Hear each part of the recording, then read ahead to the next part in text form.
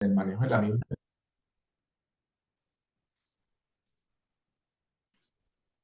Bien. Eh, ¿Me escuchan?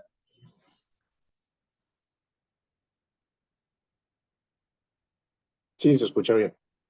Bien. Bien, vamos a ver Claro y si... contundente, claro y contundente. Adelante. Bien. No sé si están viendo mi pantalla en este instante. Ok. Bueno, nuestro tema es una revisión de la vía difícil. Los que les gusta tomar apuntes o se preocupan por este motivo, quiero que escaneen este código. Si no pueden, ahorita al final de la presentación lo tengo, donde están todos los artículos que se revisaron y todo el material de soporte, incluida la presentación que están viendo. Entonces, para que podamos disfrutar el tema. Bueno, la primera pregunta que todos nos hacemos, ¿por qué estamos acá? Nuevamente, ya lo había hecho Andrés, la SCARE y la Sociedad Huilense han iniciado un proceso de capacitación, el cual, pues, iniciamos con estas charlas eh, y empezó, pues, porque me hizo la llamada nuestra gestora gremial, la señorita María Fernanda. Eh, Vamos a ver, bueno, la primera pregunta que me hice fue, ¿qué tan difícil es hablar a expertos? Lejos de intimidarme, me da más tranquilidad porque sé que me van a entender. Un poco más difícil hablarle a otras personas que no saben de vía aérea y aún así pueden, si se les explica de manera muy clara, entender. Cuando nos hablan de actualizaciones, hay algunas personas que suelen tener resistencia al cambio, como todo, y no quieran cambiar porque pues han tenido éxito en sus quehaceres, pero eso no significa que no tengamos que actualizar nuestros conocimientos. Les traía esta analogía con un abogado que puede que hace muchos siglos fuera el mejor abogado del mundo, pero pues hoy en día lo contrataríamos. Asimismo evoluciona la medicina y la anestesia. Entonces, vamos a revisar los siguientes temas. ¿Qué tenemos hasta el momento para manejar la vía aérea difícil y qué grado de evidencia tiene? ¿Y qué es lo nuevo? Esto se va a basar en la presentación. Entonces, ¿dónde encontramos la mejor evidencia? Desde el 2015, pues bueno, en la última década tenemos el consenso que se hizo con la sociedad británica, la guía del DAS del 2015, y últimamente en el 2022 la Sociedad Americana de Anestesia. Sin embargo, me tomé la tarea de revisar algunas, perdón, para tomar algunas tópicos importantes para la presentación. Entonces, revisamos algunas cosas adicionales. ¿Cómo hicieron la guía nuclear? Pues como es la más reciente, del 2022 del ASA, se reunieron diferentes agremiaciones de anestesiología, fueron más de 10, en donde el método que utilizaron fue unos bibliotecarios expertos. Pero no vamos a ahondar en el método ni en la estadística, sino en los resultados. Revisaron metaanálisis, revisiones sistemáticas, bueno, toda la literatura con peso epidemiológico, pasaron por diferentes filtros, hicieron diferentes grupos de trabajo y a su vez entrevistaron a algunos expertos y luego se reunieron y hicieron el consenso que estamos viendo. Los aspectos de resaltar de esta guía, pues reemplazaron las del 2013, hicieron diferentes grupos de trabajo, ya lo hemos dicho, incluyeron la vía aérea pediátrica, y sobre todo actualizaron el uso de diferentes equipos que han salido nuevos. Siempre resaltaron en la administración del oxígeno, incluido en la extubación, también sobre las vías invasivas dentro de los algoritmos, que aunque ya estaban, y este tema me parece supremamente importante, el cambio del paradigma de no ventilación, no intubación, para que cambiáramos eso en el chip por no ventilación, no oxigenación, porque se vio esta estadística ya del NAP4, el 33% de las demandas provenían de la condición de no intubación. De hecho, cuando se habla de no intubación, vemos que el 75% se hace con la laringoscopia convencional. Entonces, ese va a ser un punto que vamos a recalcar mucho sobre qué alternativas tenemos. Y vemos que la incidencia de la epidemiología de esto es 1 por 10.000 a 1 en 50.000 anestesias, pero corresponden al 33% de las demandas en anestesia. Y otra cosa sobre la cual hacen especial énfasis es en la no perseveración, que lo han definido como intentar y volver a intentar y volver a intentar el mismo procedimiento que ya ha mostrado que ha fallado. Hay que cambiar o la posición o cambiar de método, llamar a otra persona que nos asesore o nos ayude. Y todo lo han resumido en los algoritmos adulto y pediátrico. Entonces, dicho esto, el objetivo principal de esta guía era optimizar y maximizar el éxito en el primer intento de intubación. También con ello, pues obviamente mejorar la seguridad y minimizar los efectos adversos, los eventos adversos como muerte, paro por hipoxia, trauma dental y las vías respiratorias. Entonces, entre otros muchos, ¿no? Sin embargo, todas estas guías, como todas las guías que conocemos, son adaptadas al medio en el que estemos, a la experiencia del personal, al entorno en el que nos encontremos y pues a la experiencia del propio profesional.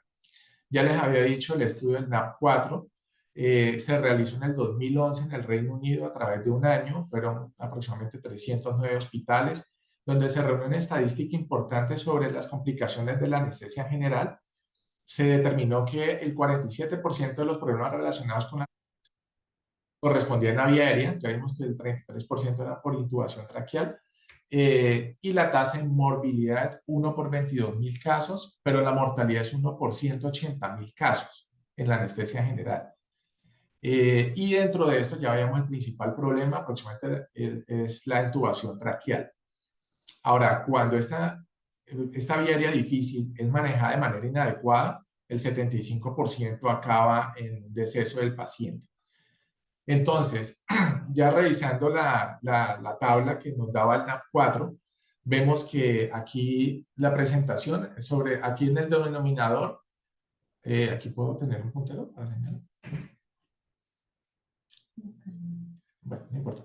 Aquí vemos que la estadística es el denominador de la población de 1.102.900 y se presentaron 91 casos de eventos relacionados con la intubación traqueal y solamente 10 relacionados con la muerte traqueal. Claro, estamos hablando que estos estudios se hicieron en medios quirúrgicos, en quirófanos. Entonces, me surgió la duda sobre cómo se comporta esto en otros servicios. Entonces, encontré este artículo del 2021 sobre la revista canadiense de anestesiología, también donde realizaron un estudio con una población bastante grande y se determinaron los diferentes escenarios de intubación. Entonces vemos aquí, los resalté en azul, los que le estaban mejor librados y en rojo los que tenían peores resultados. Entonces vemos que la dificultad de ventilación con máscara facial se presenta, es poco la dificultad en quirófanos y a un poco mayores en pacientes pediátricos en el departamento de emergencias y en la unidad de cuidado intensivo. Y así los diferentes fallan en la ventilación, peor resultado para las emergencias. Cuando hablamos de intubación traqueal, paradójicamente o contrario, lo que muchos podríamos pensar, incluido yo, es que la población pediátrica no presenta tantas dificultades para la intubación, pues en la estadística del NAP4, y sigue siendo el departamento de emergencias y la UCI, donde se presentan las dificultades más grandes en la intubación, alcanzando del 5 hasta el 23% en las series que revisaron. Los dispositivos supraglóticos sale bien librado el quirófano y ya en los dispositivos, igual que en máscara facial, la población pediátrica sí presentan dificultades. Asumen ellos que son por las malas elecciones de los tamaños y esto pues llevaría a eso. Y nuevamente el departamento de emergencias también con un 7% y no hay datos de unidad de cuidado intensivo. En cuanto a los eventos de no ventilación, no oxigenación y que requieran una intervención quirúrgica, pues nuevamente el departamento de emergencias. Entonces ahí nos vamos dando como cuenta de dónde están los principales problemas. ¿Dónde está la falla? Cuando presentamos una alteración para la ventilación o la intubación, pues están los diferentes factores humanos, habilidades no técnicas y errores en juicio clínico. En este momento estamos tratando de atacar el primer caso, que es entrenamiento y conocimientos. Ya luego vienen factores como fatiga, psicológicos, bueno, allí los tenemos enunciados, las habilidades no técnicas, conciencia situacional, la comunicación, el trabajo en equipo y los errores en el juicio clínico. El 73% de las demandas que estaban en la estadística de NAP4 hablaban que implicaban errores en el juicio clínico. ¿Por qué? Pues porque hay procedimientos electivos o emergentes y cada uno tendrá un manejo diferente y específico y tener esa falsa seguridad de que yo soy el que mejor maneja la vía aérea, entonces no necesito una alternativa para el manejo de la vía aérea. Entrar con un solo dispositivo y estar completamente seguro de eso, esa falsa seguridad es de los peores enemigos del manejo de la vía aérea, difícil cuando se nos presenta. Entonces, insisten, el 25% de las demandas es por perseveración. Repito, utilizar la misma técnica que ya he mostrado que ha fallado. Entonces, definamos qué es vía aérea difícil. Entonces, tenemos que había una área que ya sabíamos que existía y otras en las cuales no sabíamos, la no predicha.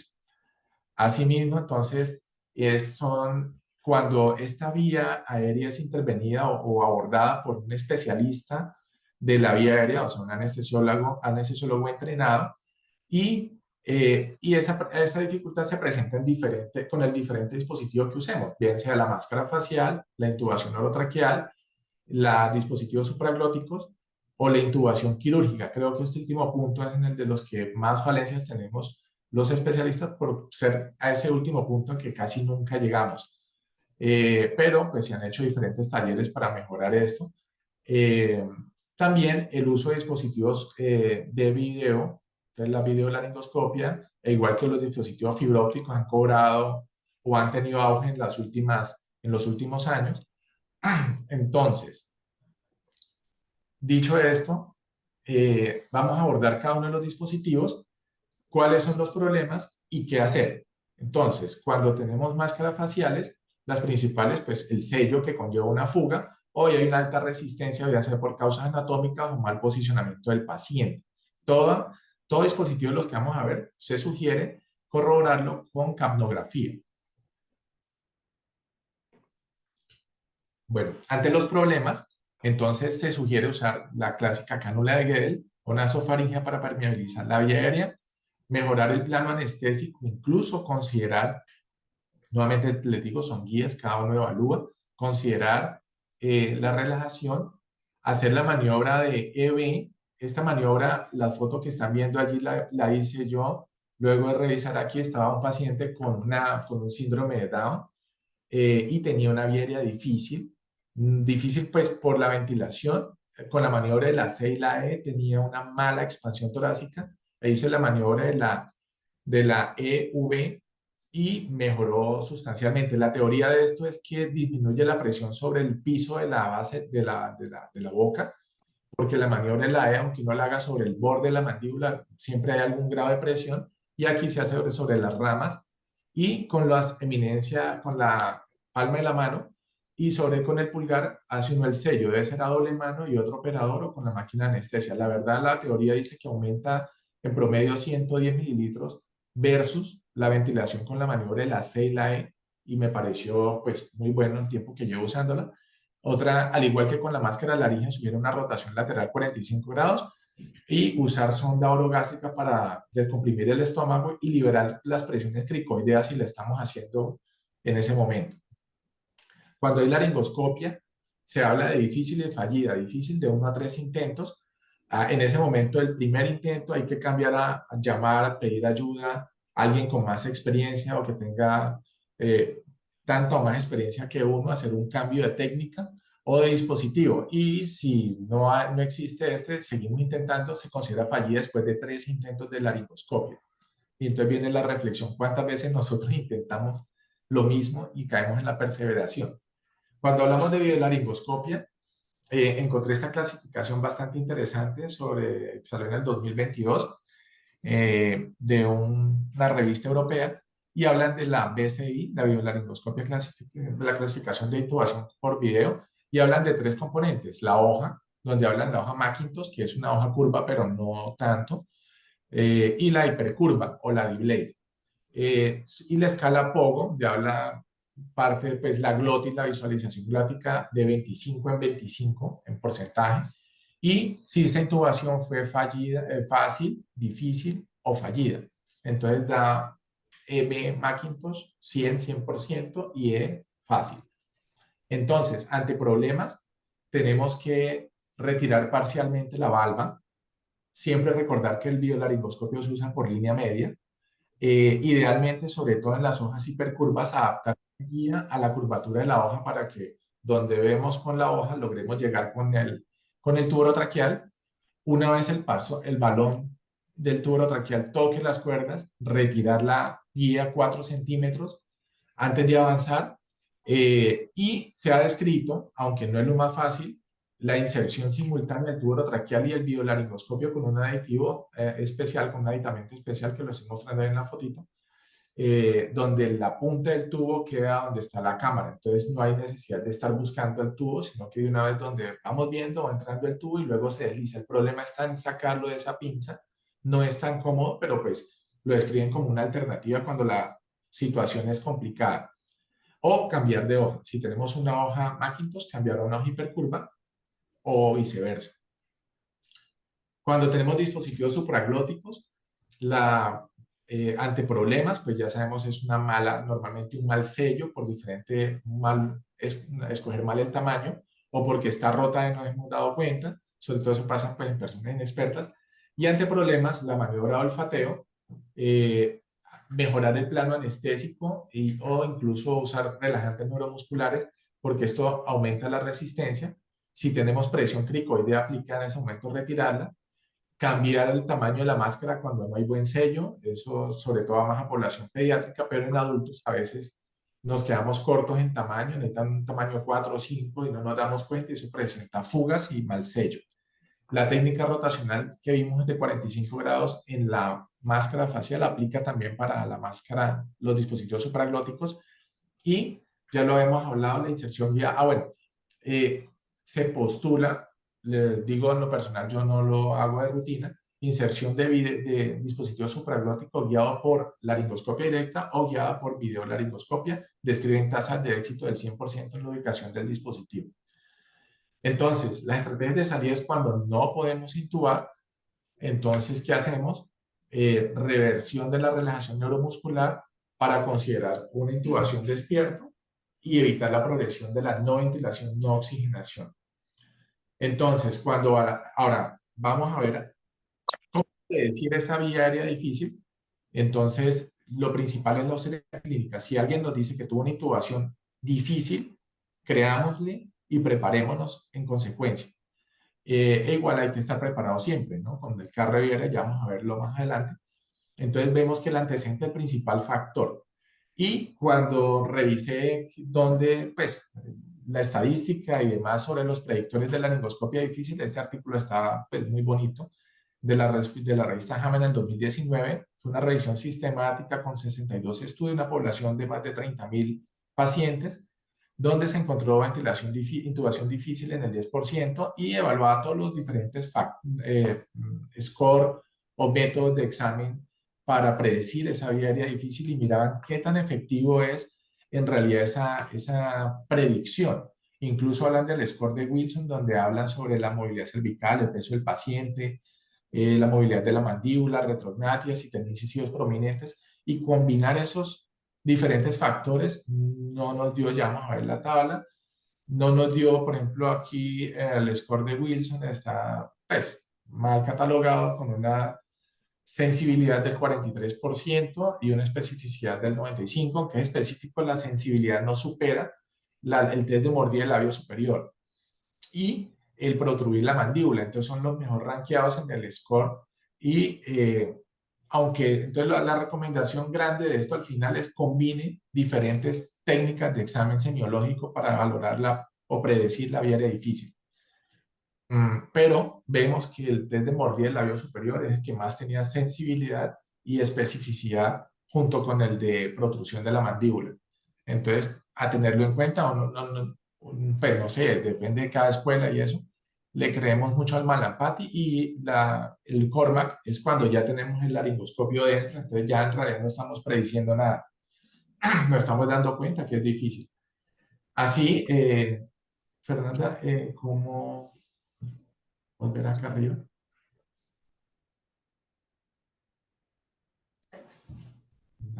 Un problema técnico, un segundo. Bueno, entonces el algoritmo, no sé si ya lo están viendo. Yo no veo que cambie ya. No sé, yo les quiero preguntar, ¿ya están viendo el algoritmo? No, señor. No, no, no se está viendo, Carlos. No se está viendo, Carlitos.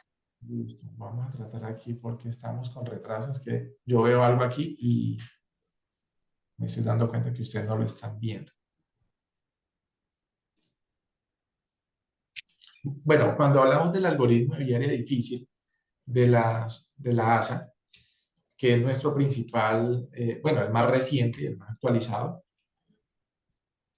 empezamos con el primer punto y es, si usted determina que tiene ventilación difícil, tiene inserción de máscara, inserción de dispositivos supraglóticos, laringoscopia difícil,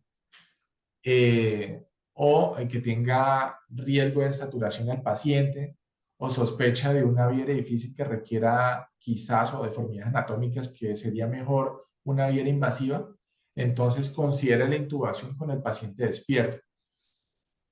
Tratemos de solucionar para que ellos vean.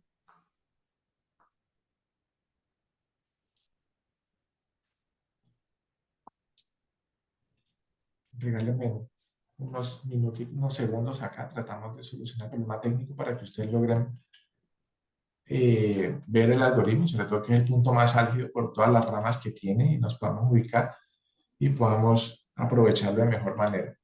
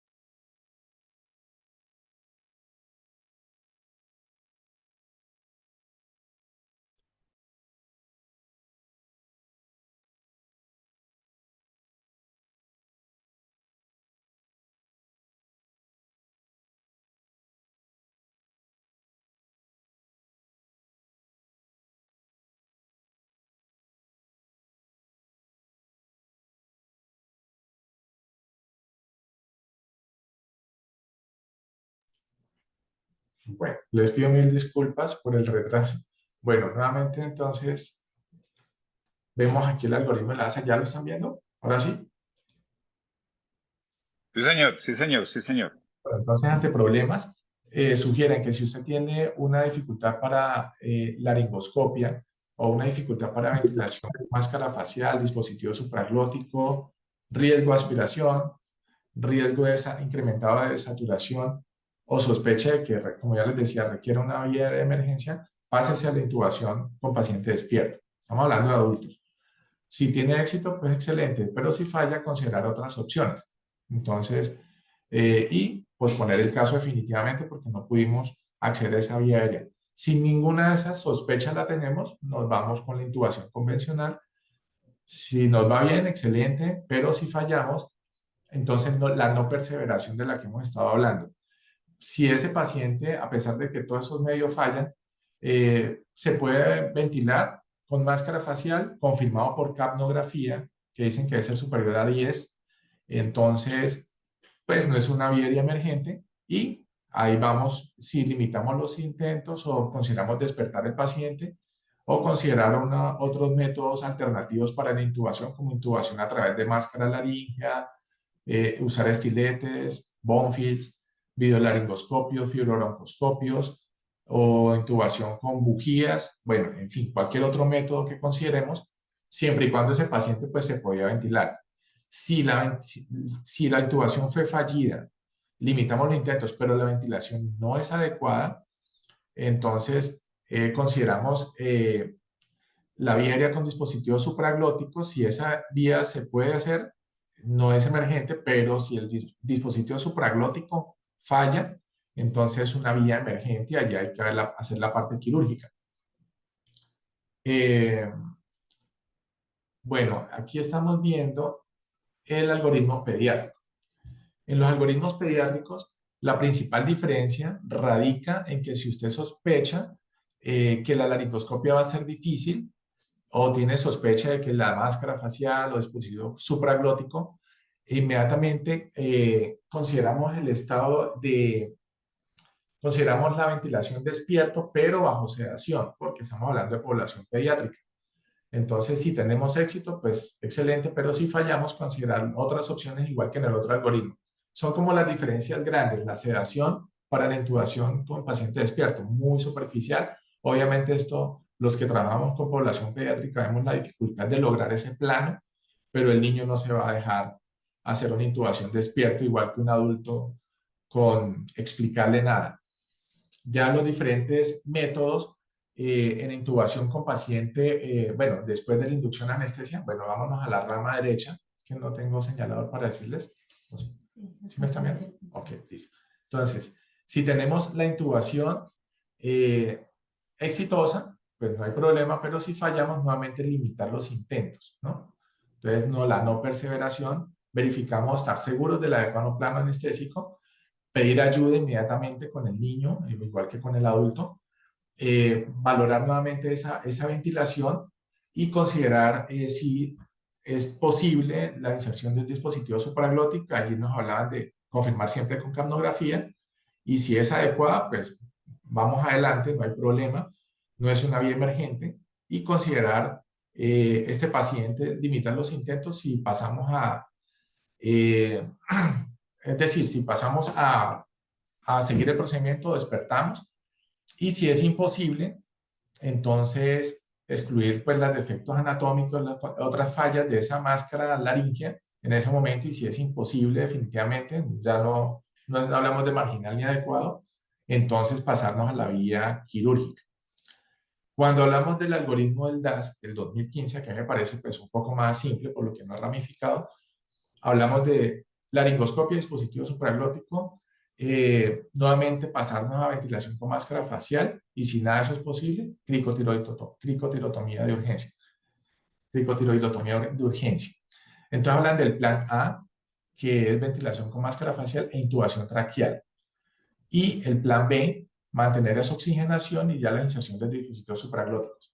Sobre esto, tenemos que cuando la vía aérea es no predicha, pues se nos presenta el caso, estamos hablando del DAS, ya tenemos verificar, optimizar la posición del cuello, preoxigenar siempre al paciente, tener un adecuado bloqueo neuromuscular y allí nos meten ya, si no tenemos más, pues laringoscopia directa, pero si tenemos la opción, los equipos de video, incluido biolaringoscopio, máximo 3 intentos, no perseverar y la manipulación laringe externa, bien sea con maniobra de Burr, ya hablan del uso de la bujía y si es difícil aún con eso, remover la presión cricoidea si le hemos estado haciendo para evitar broncoaspiración.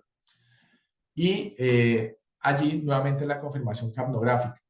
Si se declara la falla, pasamos al plan B, que es inserciones de dispositivos supraglóticos de segunda generación con canal para aspiración de contenido gástrico y que nos permitan posibles intubaciones a través de los mismos, aunque sabemos que no es tan sencillo como uno quisiera.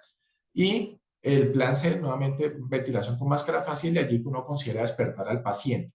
Y si esto no es posible, nuevamente repito, la no ventilación, no oxigenación y hacer el acceso quirúrgico de emergencia. De resaltar de esta guía del DAS, hablan de la importancia de la rampa y ya vamos a hablar de un caso que les voy a compartir más adelante, la rampa, la importancia que tiene. O sea, el hecho de que lleguen nuevos dispositivos no quiere decir que las técnicas de toda la vida caigan en desuso. Por el contrario, es el encuentro de dos mundos lo que siempre ha funcionado, y los nuevos dispositivos creo que eso maximiza la tasa de éxito.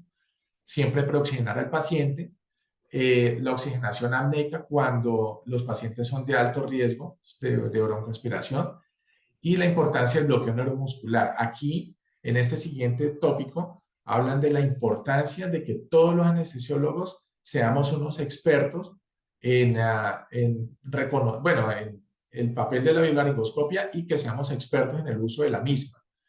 Nuevamente, limitar los intentos y remover la presión cricoidea, ya lo hemos dicho en varias ocasiones. Bueno, cuando hablamos del carro de vía aérea, ¿qué debe tener? Porque hay personas que no lo tenemos claro. En realidad es incluir todo lo que nos sea posible y que nos pueda ayudar en un momento de un apuro. Entonces pasamos por todos los dispositivos para tenerlos a la mano. Esto es un ejemplo de un carro de vía aérea, cómo debería estar organizado los fibrobroncoscopios acá, y en los diferentes cajones por plan A, por plan B, por plan C de la vía aérea. Cuando hablamos de comparar biolaringoscopia versus laringoscopia directa, encontré revisión sistemática y metaanálisis que fueron del 2022 sobre pues comparar estos dos dispositivos. Para no alargarnos en el tema, en este fueron incluidos 222 estudios con 26.000, un poco más de 26.000 participantes, y fueron en tasa de éxito mejor hoja hipercurva, acanalada en segundo, y hoja Macintosh convencional en tercer lugar. Aquí el forest plot pues desglosado el valor final y concluyendo todo este estudio a favor de la biolaringoscopia versus la laringoscopia directa, pues por la menor tasa de entrenamiento y mejor el ángulo de visión, pues porque mejora el Cormac aproximadamente en 1 en 2 grados respecto a la laringoscopia convencional. Bueno, en el segundo punto de nuestra charla, ¿qué es lo nuevo y cómo va la evidencia? Entonces hablamos ya de diferentes tópicos, principalmente ecografía de la vía aérea. Aquí unos links que cuando escaneen el código, allí va a estar la presentación, donde hablan cómo hacerla, lo que evalúa o de qué depende de los paquetes grasos, de la dureza de los tejidos y de la alteración de la movilidad de la estructura faríngea, y esto nos lleva a determinar qué tan difícil es el abordaje de la vía aérea. Bueno, la ecografía en vía aérea se usa para predecir si es difícil o no, para identificar la membrana cricotiroidea para un abordaje quirúrgico y para hacer la comprobación de la intubación. Aquí están las diferentes alturas a las cuales se hace la ecografía. Entonces podemos hacer la ecografía a toda la laringe y tráquea, pero cuando revisamos los estudios, aquí hay una revisión y metaanálisis sobre los diferentes niveles de medición, y vemos que la distancia piel-epiglotis es el que mayor sensibilidad y especificidad tiene al momento, aunque no es tan grande la diferencia versus los otros. Por eso siempre hay que tratar de combinarlos, pero vemos que es la primera que tenemos que fijarnos. Y con base en esta revisión, pues vemos que vamos por buen camino. La Sociedad Aguilense de Anestesia, dentro de muy poco tiempo, va a hacer el curso POCUS, ya les había dicho el doctor Andrés Gordillo, con una inscripción previa. Es un excelente modo de actualizarnos en este tópico que está cogiendo cada vez más fuerza para predecir la vía aérea difícil. Otras técnicas que han estado, pues que están en estudio, pero aún con baja evidencia de impacto en la reconstrucción de la glotis, de reconstrucción virtual de la glotis basado en estudios tomográficos, pero falta evidencia. Incluso también se ha planteado la reconstrucción 3D en modelos impresos. Ya en Bogotá han estado dando pasos sobre esto, gente que está empezando a trabajar en la reconstrucción de modelos 3D para simular, pero esto, pues como sabemos, costo efectivo para nuestra población, pues no es costo efectivo. Esto ya lo hemos estado haciendo, la simulación ya en educación de fibrobroncoscopia. La SCARE hace mucho tiempo está ya haciéndolo para mejorar nuestras habilidades en el manejo de la fibrobroncoscopia. Quería compartirles cómo es tan baja la incidencia en la vía aérea difícil. Cuando se nos presenta, en realidad, pues podemos acordarnos de cuántos casos difíciles hemos tenido. Este es un caso de una paciente de 43 años que venía para cirugía bariátrica. Los que hacemos cirugía bariátrica, pues Ese es el principal error, entrar en confianza. En este caso, esta paciente fue intentada, pues con base en los protocolos, se accedió con equipos de videolaringoscopia como primer intento, pero fue fallido. La anestesióloga pidió ayuda, el segundo anestesiólogo llega, tampoco es posible, en realidad no era cuestión de posicionamiento de la cabeza, se intentaron diferentes métodos, pero la paciente se dejaba ventilar, aunque teníamos, allí estoy haciendo una maniobra de CIE, y con la cánula de Gel pudimos ventilarla adecuadamente, entonces, ok, todos tranquilos, continuamos el procedimiento, intenté incluso intubación a ciegas solo con guía, que era lo que teníamos ahí, luego pasamos a fibrobroncoscopia, también fue infructuoso, nuevamente ventilábamos, manteníamos el nivel anestésico, en medio del afán, varios anestesiólogos entramos, y entró un anestesiólogo de la vieja guardia y nos hizo énfasis en la rampa de la cabeza, y él pudo visualizar la epiglotis. Intentó con la guía pasarla por debajo de epiglotis, pero pues no se pudo. Sin embargo, él vio la epiglotis. Claro, fue lo que él nos contó, pero nos dijo, la vi y le creímos, por supuesto. Y combinamos elevación de la cabeza, la rampa, la alineación de los tres, la clásica alineación, y con videolaringoscopia. En este momento, este fue el momento en que hicimos la intubación.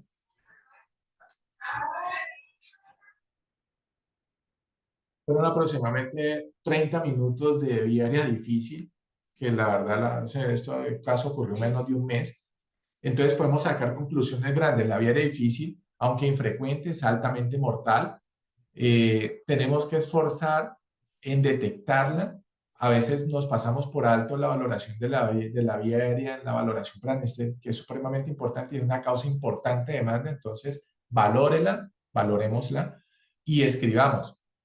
Siempre estar preparados para lo que sabemos y para lo que no sabemos. Entonces, tener un adecuado carro de vía aérea es crucial en los diferentes servicios y siempre proxenetar el paciente.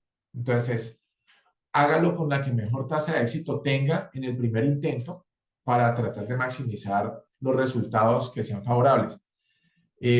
Nuevamente les pongo el código allí con las diferentes guías y artículos y muchísimas gracias por su atención. Ahora abrimos el panel a opiniones o preguntas para o los que no quieran participar o compartir, pues los escuchamos. Muchas gracias.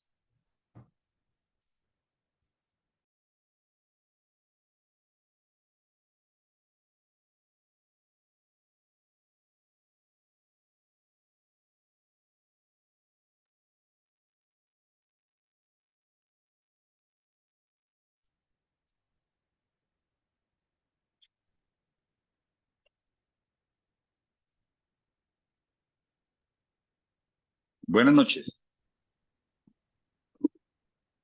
Buenas noches, doctor Tobar, lo escuchamos. ¿Cómo están? Bien, sí, señor. Bueno, ahí recuperándome un poquitico hasta las 7 más o menos me cubrieron, entonces me tocó venir a trabajar un ratico. Carlitos, gracias por la charla. Evidentemente se tocan ámbitos muy importantes que debemos recordar y de reconocer. Solo quería hacer unos apuntes y voy a intentar no gastar en más de 2 minutos en ellos. El primero es que la clave del abordaje actual de la vía aérea no ha cambiado en la medida en que el periodo de apnea seguro es el máximo trabajo que debemos desarrollar. Y eso lo hacemos a través de las 4 estrategias propuestas por el Vortex, que son la preoxigenación, la reoxigenación, la oxigenación apnéica y la conservación de la oxigenación. Eso hace diferenciación entre cuánto tiempo preoxigenamos a un paciente que tiene condiciones especiales aquel que tiene condiciones normales. Y entonces en un paciente que tiene condiciones especiales como el paciente crítico, el SRA, la neumonía, puedo gastarme 2 horas ventilándolo y puedo hacerlo con ventilación mecánica no invasiva, con un CPAP, con una cánula nasal de alto flujo que podría hacer la diferenciación para este tipo de pacientes. Lo segundo que quería aportarles es que el término no es perseveración, en español se llama fijación. Hay una ley que se llama el descenso del rendimiento, que yo les insisto y les inyecto a todos los residentes cuando rotan por vía aérea. Y el descenso en el rendimiento se referencia a que cada vez que yo intento la utilización de una maniobra, la siguiente vez va a ser excesivamente más difícil el éxito, y lo peor de todo es que no solamente es esa maniobra la que se deteriora, sino, por ejemplo, si estoy usando una máscara laringea, cuando use el laringoscopio o el videolaringoscopio voy a tener muchísima mayor dificultad, y ese 100 que nos mostró en la diapositiva posiblemente ya sea de 25 y se dificulte aún más todo este tipo de cosas. La tercera es una invitación, es un llamado, es una recomendación que quiero que tengan en cuenta. Desde el año 2014, un autor americano publica un artículo muy interesante en el que dice que si acaso el 50% de los anestesiólogos de Estados Unidos tienen entrenamiento en manejo avanzado de la vía aérea, y eso incluye parte de las técnicas que mencionaste. Y lo más importante que creo que debemos hacer nosotros los anestesiólogos en este momento es institucionalizar que el curso de vía aérea se haga cada 6 meses, así seamos los expertos, así como se hace en caso de reanimación, lo primero. Y lo segundo es aprender una técnica que se llama manejo híbrido, manejo combinado, manejo multimodal de la vía aérea, en el cual combinamos 1, 2, 3 o 4 dispositivos y garantizamos no solamente la ventilación adecuada, sino la intubación. Insisto, Howard publica ese artículo en el año 2014. En Estados Unidos, ni siquiera el 50% de los anestesiólogos, que somos los expertos en la vía aérea, estaban capacitados para manejar adecuadamente. Yo siempre hago esta similitud, esta analogía. Eso es como si en Fórmula 1 solamente manejan 3 cositas, entonces el DRS, las llantas y cualquier otra cosa. Y ellos tienen cualquier cantidad de alternativas para manejar eso. Y por último, yo creo que lo interesante de la situación, y es donde estamos pegando definitivamente de manera muy fuerte, es en el hacer la comparación de que si nos entrenamos de manera adecuada, el videolaringoscopio es una herramienta fabulosa que probablemente va a hacer que el laringoscopio convencional dentro de muy poco tiempo o desaparezca o su uso sea muy limitado. Y en esa medida quiero invitarlos a que nos capacitemos, a que miremos que hay dispositivos locales excelentes, espectaculares, y a que podemos trabajar con ellos de manera cotidiana, porque es lo importante, sobre todo para los médicos generales. Yo les cuento como experiencia que en algún momento en la UCI llamada en este momento Oscar Moreno, bajamos a intubar un paciente y le pregunté a la médica general que estaba a cargo de la UCI en ese momento que si tenía una máscara laringea, y me dijo, no conozco de qué me está hablando. ¿Sí? Y estábamos en el año 2021. ¿Ven? Entonces, parte de este proceso es el que estamos intentando fortalecer en Unión de Hospital, la CHARE y el posgrado de anestesiología. Y por eso quiero agradecerle la deferencia de habernos invitado, de capacitarnos, de ofrecernos y de actualizarnos este tipo de cosas. Muchísimas gracias, muy amables.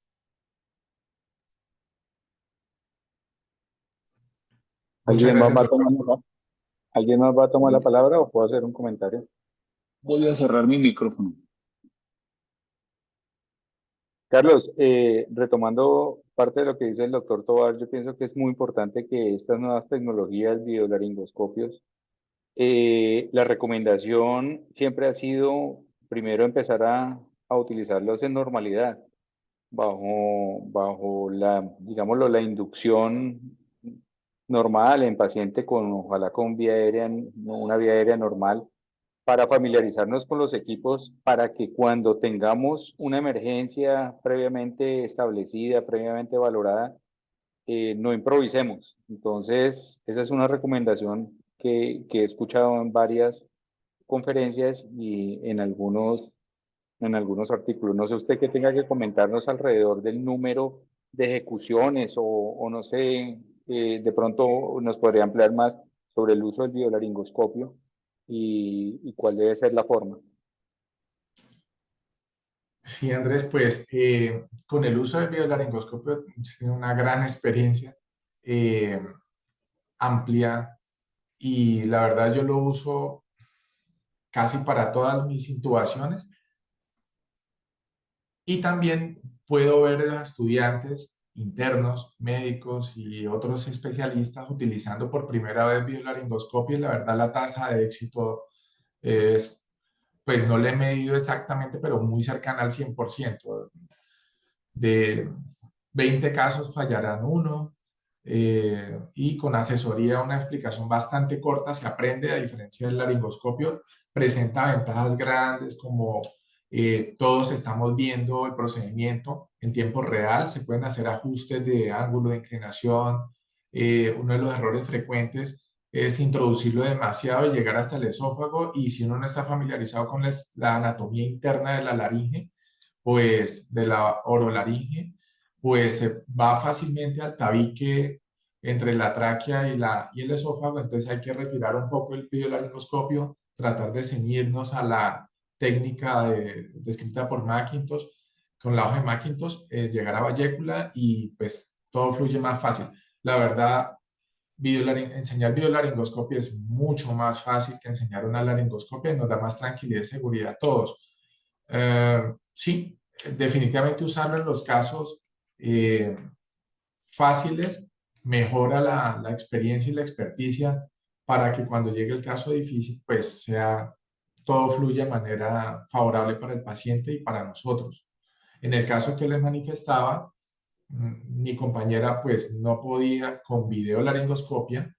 Con el mismo dispositivo lo intenté yo, que eso pues era el que más había manejado el dispositivo, y tampoco, en realidad era una vía aérea bastante difícil, y vemos que combinar pues con otra técnica mejoró el panorama, y tuvimos pues, un resultado favorable cuando ya estamos considerando despertar a la paciente. Entonces pues eso es como lo que les puedo aportar en ese momento. Sí, sí, hoy en día pues es más fácil acceder a este recurso, y pues nada, ahí estamos trabajando para eso, Andrés.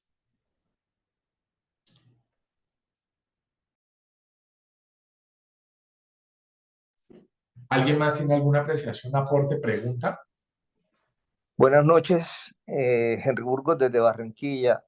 Bienvenido, doctor, muchas gracias. Interesante, interesante absolutamente todos los comentarios, y creo que definitivamente hay que reiterar el hecho de que cuando pasamos todos los procesos ya de intubaciones en pacientes complejos, y exponernos a la parte del acceso quirúrgico es una parte, es un punto ya que toca lógicamente unos limitantes muy interesantes. Yo recuerdo que nosotros en Barranquilla, por lo menos hace como unos 10 años, tal vez fue la última vez que hicimos un taller sobre esta parte. La hicimos experimentalmente con tráqueas, con toda la anatomía completa de cerdos, que es bastante interesante, muy parecida a la del ser humano. Y en ese momento, la verdad, salimos con un aprendizaje prácticamente rápido, haciendo el procedimiento en cuestiones de 5 minutos, porque jugábamos con el tiempo y demás.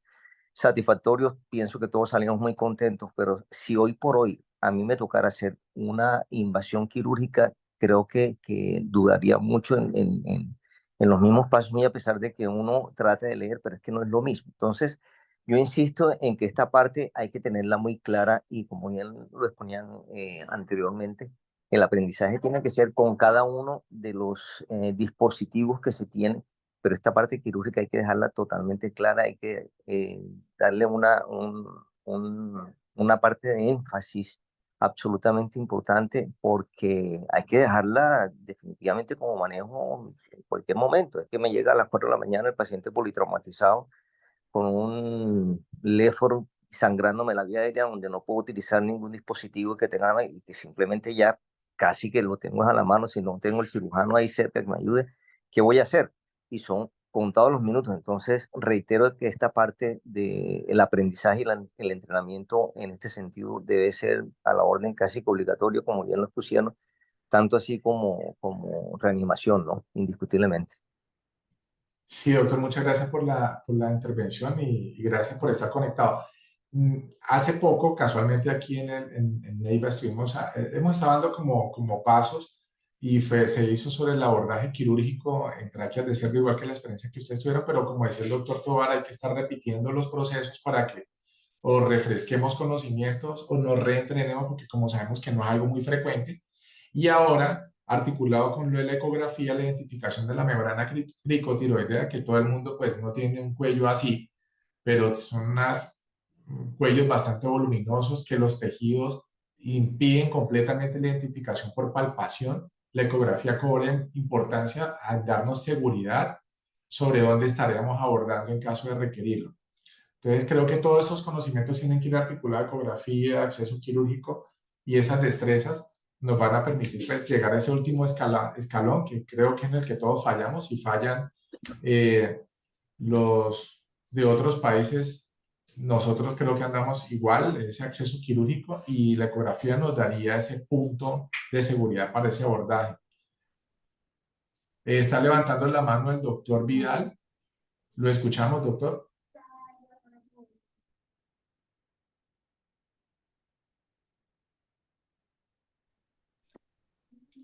Profe, buenas noches. Mi nombre es José Miguel Quintero. Estoy conectado como Juan Felipe Vidal por cuestiones técnicas. Ok, lo Eh, escuchamos. Profe, primero que todo, agradecerle por la charla, muy chévere, felicitarlos. Eh, y pues quería mencionar dos cositas desde el punto de vista de parte del punto de aprendizaje en el que estamos nosotros como residentes. El primero es algo muy importante, y es ese punto de seguridad en el que uno debe, digamos, como marcar una pauta en donde antes de enfrentarse a la intubación es verificar que el paciente ventile. El doctor Tovar siempre nos lo recalca, y me parece que, pues bueno, ahora que he tenido la oportunidad de estar en otras instituciones fuera de Neiva, me he dado cuenta que la tendencia es a siempre resaltar o tener en cuenta ese punto de seguridad. El paciente, antes de relajarlo, antes de administrarle el relajante neuromuscular, pues uno verifica que el paciente ventile. Eso ya le hace a uno tener algo de calma y de seguridad, porque en caso de que después de administrar el relajante, ¿cierto? Aunque las guías actuales, principalmente la canadiense, menciona que el relajante es una de las técnicas como em, principales, o perdón, secundaria al manejo de la vía aérea difícil o de la ventilación difícil. Pero hemos tenido una discusión previa en donde nos hemos dado cuenta que es preferible tener el paso antes de la verificación de la ventilación y después sí la administración del relajante. Entonces me parece muy importante dar ese punto. Y segundo, me quitó la idea, ya lo mencioné, lo acabo de mencionar, es al respecto de la marcación de la membrana cricotiridea. Que si bien es cierto, cuando uno lo observa en las imágenes, cuando uno hace práctica o talleres, uno siempre hace la ecografía en pacientes normales. Sin embargo, cuando uno aplica la práctica en los pacientes que realmente son difíciles, cuellos anchos, o pacientes que tengan algún tipo de masa que desplace la vía aérea, ahí es donde realmente uno se encuentra con la dificultad de la marcación de la membrana cricotiridea.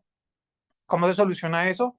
Básicamente es haciendo mucha ecografía, haciendo mucha marcación de la membrana cricotiridea, y principalmente en esas vías aéreas anticipadas en donde uno definitivamente puede tener el riesgo de llegar a un estado de no ventilación, no intubación, para poder utilizarla de manera adecuada. Nuevamente, muchas gracias, profe, y buenas noches a todos.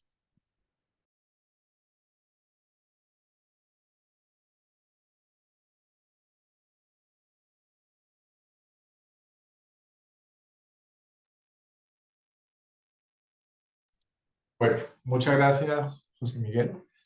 Eh, sí, definitivamente con el uso de la ecografía también, al igual que todas las otras cosas, fibrobroncoscopia, biolaringoscopia, entre más lo hacemos, mejoramos nuestra curva de aprendizaje y nuestra experiencia.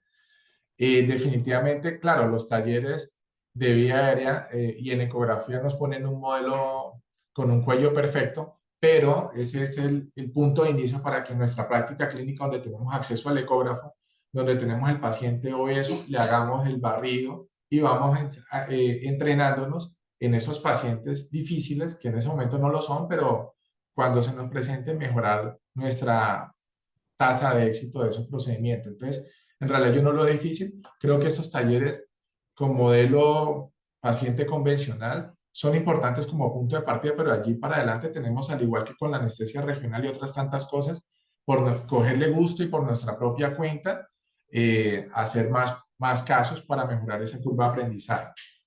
No sé si alguien tiene alguna otra pregunta. Andrés, ¿lo escuchamos? Carlos, sí, no, es que yo quisiera retomar una enseñanza que alguna vez le escuché y la estuvimos aprendiendo con uno de nuestros speakers de reanimación, el doctor Johnny Hausman, que pues fue algo que siempre se me ha quedado en la mente, ¿no? Él alguna vez me decía, o nos decía a las personas con las que estábamos haciendo el curso de reanimación, que nosotros debemos estar constantemente en reentrenamientos alrededor, no solamente del manejo de la vía aérea difícil, sino del acceso quirúrgico de la vía aérea difícil, ya que es más fácil responder una demanda por una cicatriz o por una lesión en cuello que por una lesión o secuela de hipoxemia, ¿sí? Entonces, es algo que inclusive en el último taller que hicimos acá en el hospital lo hablábamos con los residentes, porque nosotros siempre estaremos ante ese riesgo y el riesgo de nuestros pacientes. Bueno. Vale, muchas gracias, Andrés. Creo que está todo dicho. Aquí lo que queda de aquí para adelante es hacer muchos talleres, entrenarnos. Les agradezco a todos la asistencia. Les recuerdo que este curso es certificado y esa certificación les va a dar puntos para la recertificación. Nuevamente, muchas gracias y que tengan todos muy buena noche. Gracias a usted, Carlos. Buenas noches. Chao a todos. Nos vemos mañana temprano. Gracias, Chao. Carlitos. Oh, claro que sí, jefe. Estamos muy a las 7 de la mañana. Muchas gracias, buenas noches.